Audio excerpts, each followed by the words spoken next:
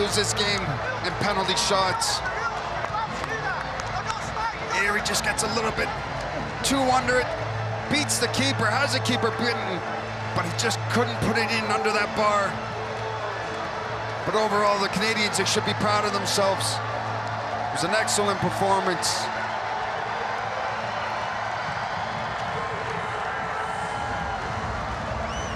Once a game of football, Canada did what they could, but it's the United States still on track for their 4th consecutive title in Concacaf. Final score from Cincinnati, it's 2-2 through 120 minutes, and the United States wins 3-2 on penalties. They're moving on, and Canada is going home.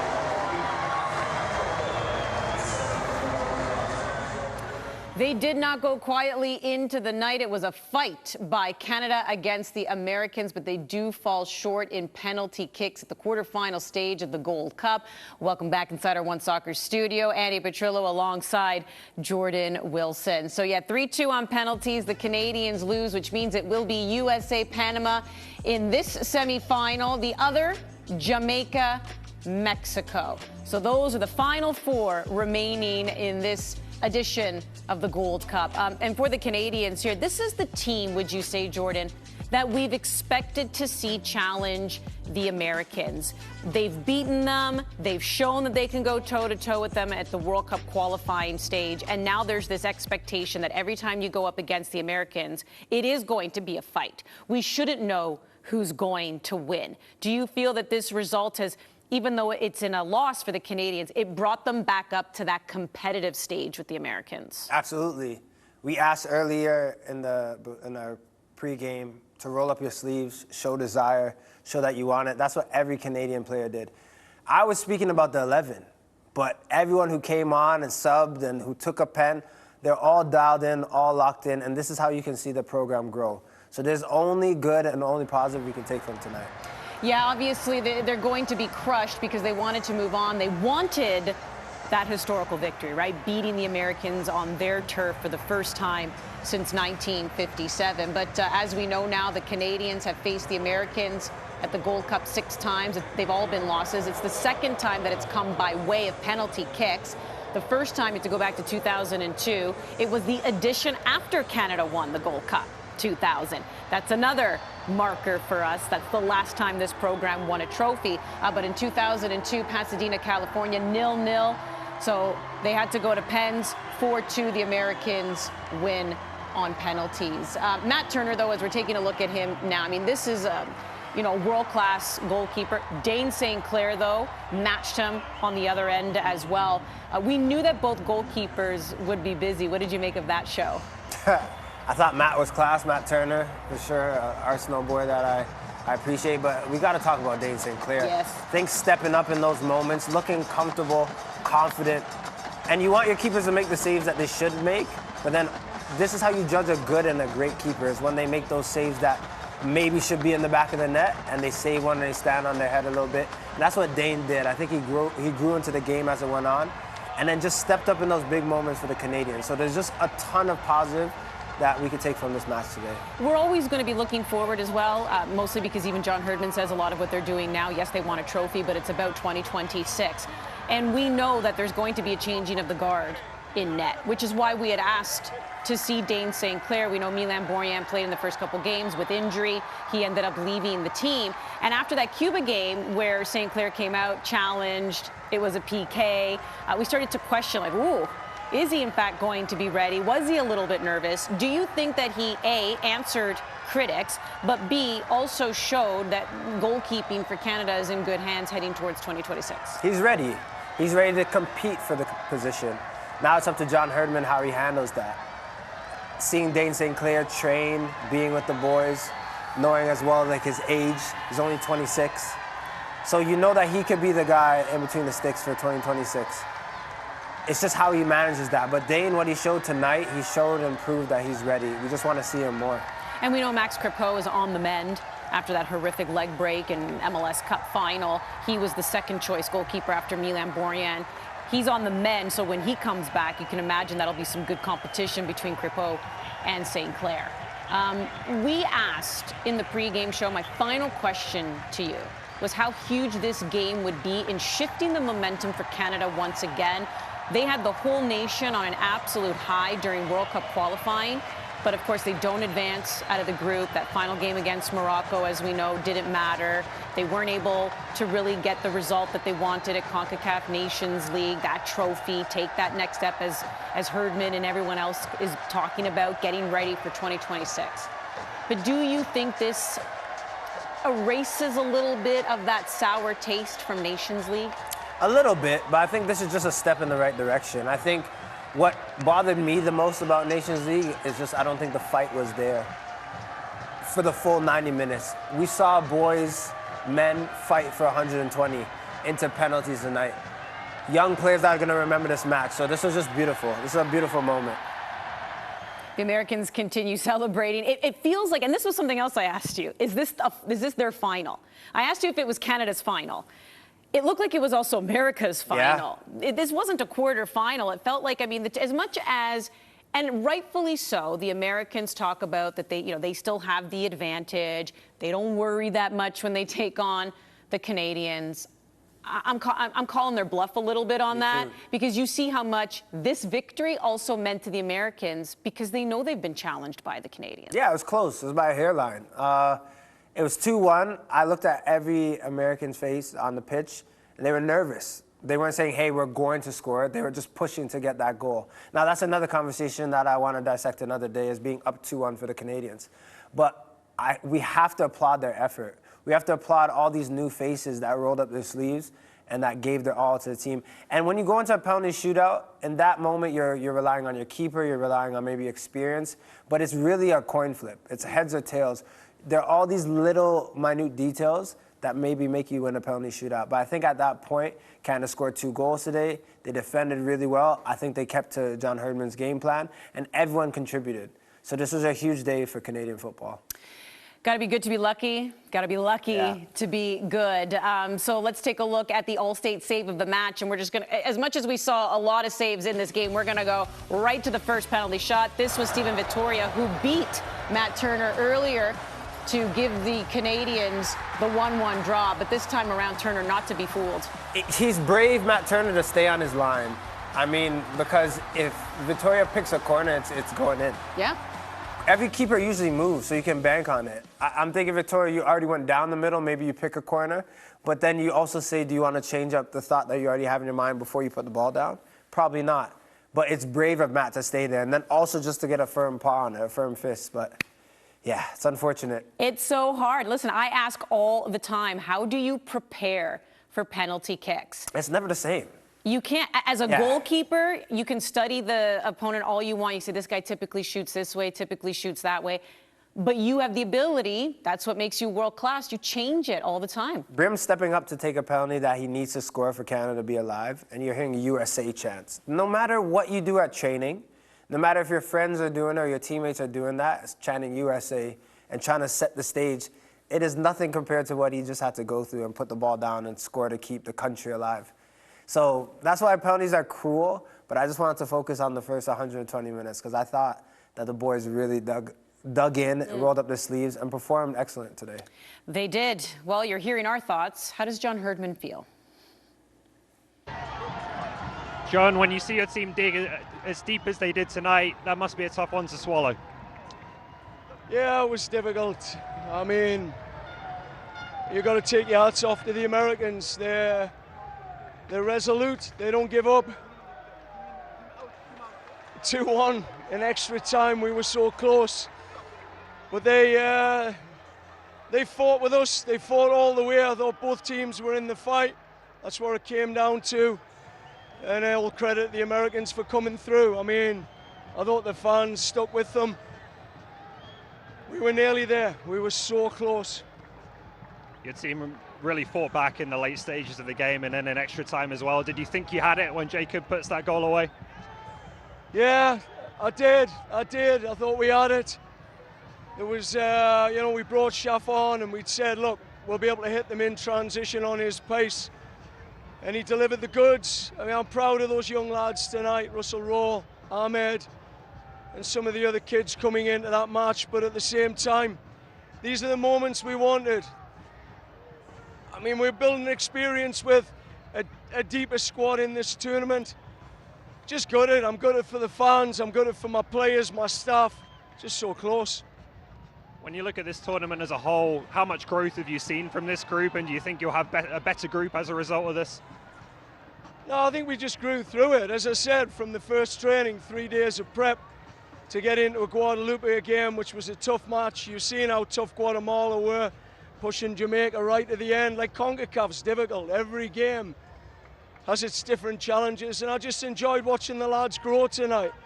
We tried to push them to make some history, and they stood up tonight. You know, I'm proud of the effort they've put in, and proud how they stuck together. And I think the future's bright for some of these young men. Thank you, John. I appreciate this. Here's a look at the full-time stats. The penalties, 3-2. That's what it took the Americans to defeat the Canadians. They had 8 shots on target. Dane St showing that he's ready, as you said, Jordan, to compete for a spot. Schaffelberg getting that goal. We knew he was ready to score. He gets one for country, but this one does go to the Americans, who will now face Panama in the semi-finals. John Herdman, though, by the way, still has the most wins at the Gold Cup for Canada. You are watching Matchday Live, presented by CIBC. It is heartbreak for the Canadians, but with that experience for a lot of these young players, are you feeling better moving forward? We'll find out how Jimmy Brennan feels as he rejoins the show next.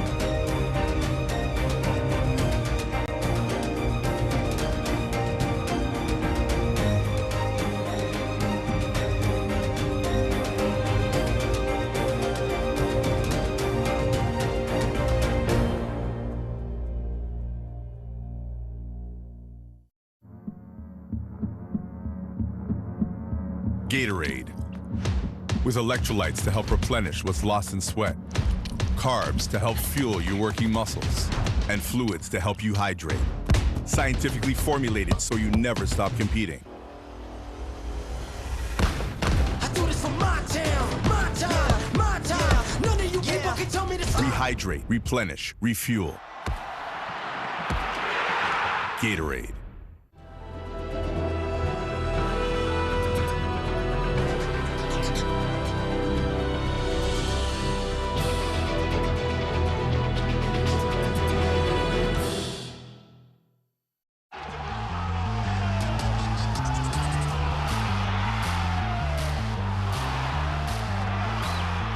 Thank you, Canada, for making dreams come true. We're with you all the way.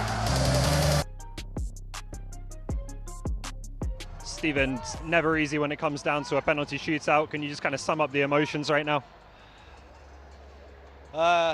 It's tough. We're gassed.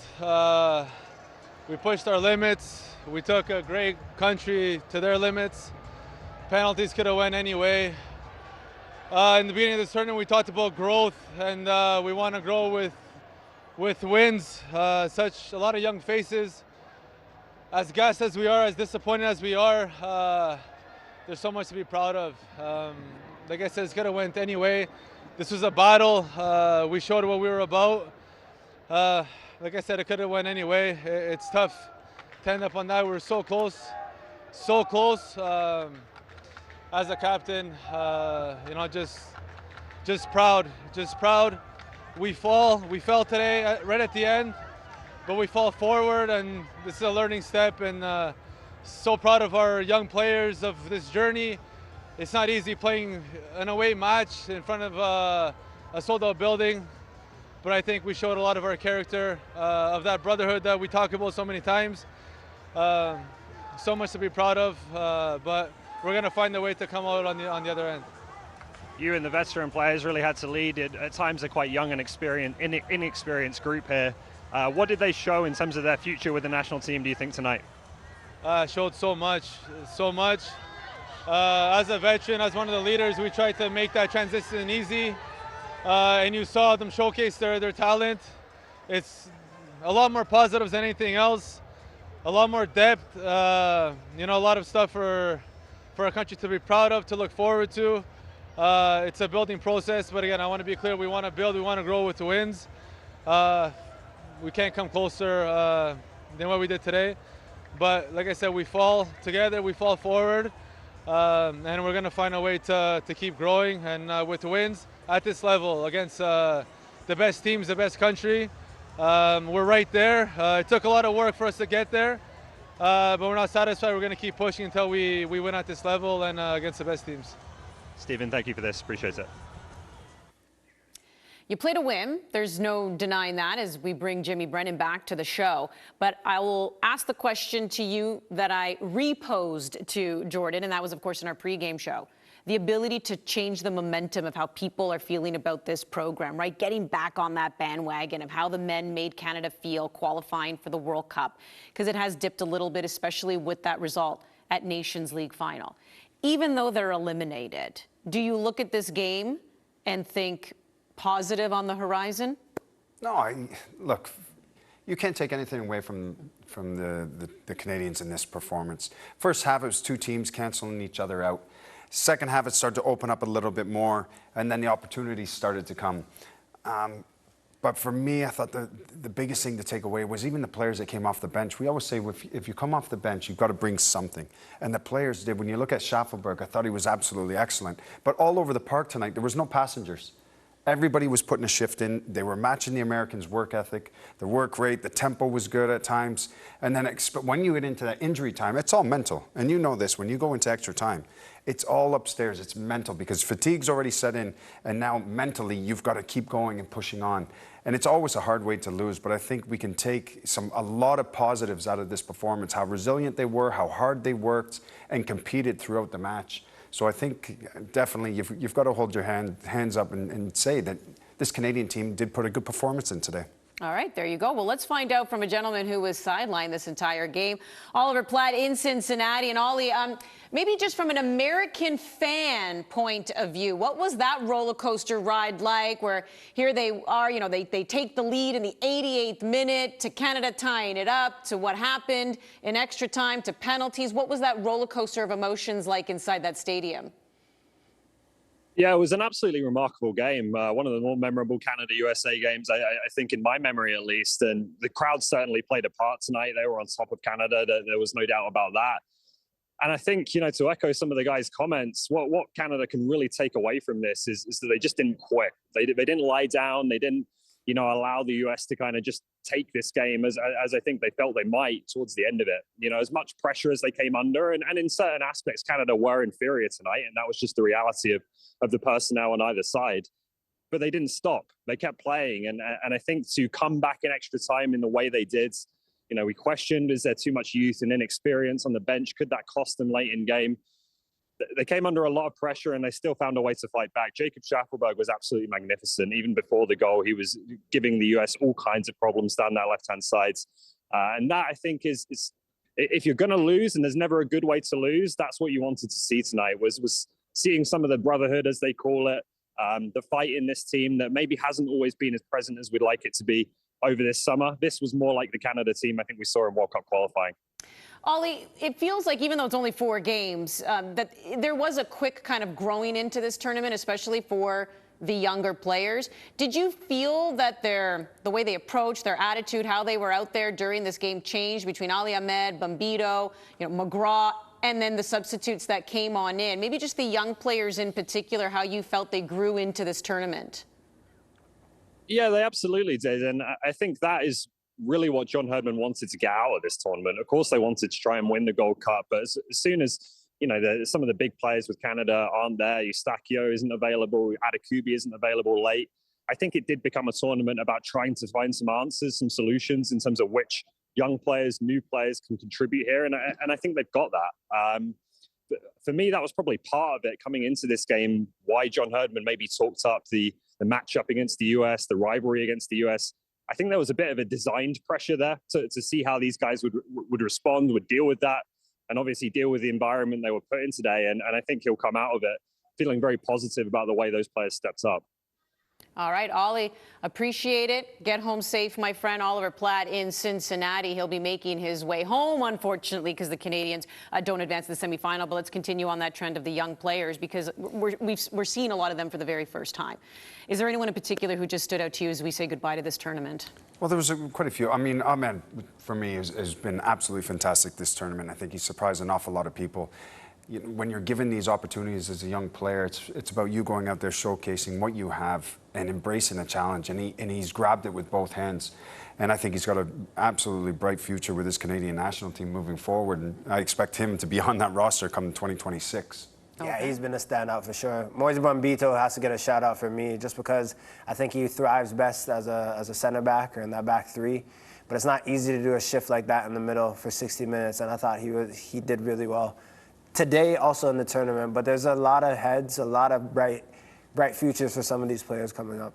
Yeah, but I mean, that's, at least for me, who I'm going to be keeping an eye on. Again, obviously, we keep our fingers crossed. We hope that Canada Soccer can work something out and that the men can have their friendlies in that next FIFA window in September, because you want to see a lot of these younger players. These are the ones who, you know, if you say, I want to see them on that roster in 2026, these are the types of games they have to get into. It doesn't get more nerve-wracking than this as well, Jordan, going the distance. Yeah, they got a taste. They got a taste. Then obviously it doesn't end up the way that the Canadians would want, but you're there. You're this close. I think now this has to be the benchmark of what they do, is that they bring this effort all the time, and then this program will grow. The Canadians do have to say goodbye to the Gold Cup, but what a fight to the very end against their rivals, the Americans. Yes, it was a late goal by USA, but the Canadians did not quit, tied it up, took the lead in extra time, a devastating own goal, then tied it again. It went to pens. Nerve-wracking for both sides. The Americans walk away 3-2, the victors. You've been watching the Gold Cup here on One Soccer. Thanks for being with us, Canada. We'll see you next time.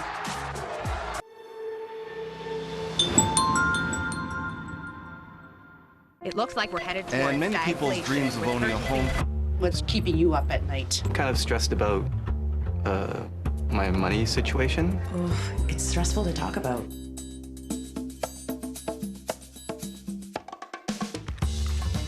Oscar, come here. Here's your financial stress companion. She definitely helps. It's never too late to start. Good portfolio. With saving for my first down payment.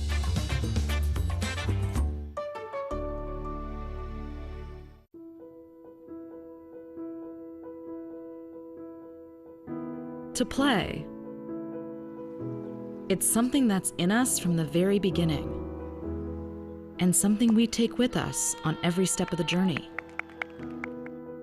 When we have no words, it gives us a way to speak. When we are still finding our way in the world, it gives us somewhere to belong.